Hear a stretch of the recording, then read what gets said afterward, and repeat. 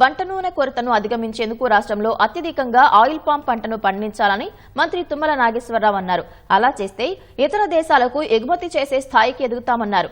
శనివారం రాష్ట్ర ఆబ్కారీ పర్యాటక సాంస్కృతిక శాఖ మంత్రి జూపల్లి కృష్ణారావుతో కలిసి వనపర్తి జిల్లాలో మంత్రి పర్యటించారు. దేవరకద్ర నియోజకవర్గంలోని సంకిరెడ్డిపల్లి గ్రామంలో ప్రీ యూనిక్ సంస్థ ద్వారా నిర్మించనున్న ఆయిల్ పామ్ ఫ్యాక్టరీ నిర్మాణానికి భూమి పూజ చేశారు. తక్కువ పెట్టుబడితో అత్యధిక లాభం పొందే పంట ఆయిల్ పామ్ అని, కాబట్టి ప్రతి ఒక్కరూ సాగు చేయాలని కోరారు. 100 మెట్రిక్ టన్నులు కావాలంటే 3 మెట్రిక్ టన్నులకే మనం ఉత్పత్తి చేస్తున్నాం. కాబట్టి అన్ని లక్షల మెట్రిక్ టన్నులు మనం ఉత్పత్తి చేయాలి అంటే మన తెలంగాణలోనే 20 లక్షల ఎకరాలు వేసుకునే అవకాశం ఉంది.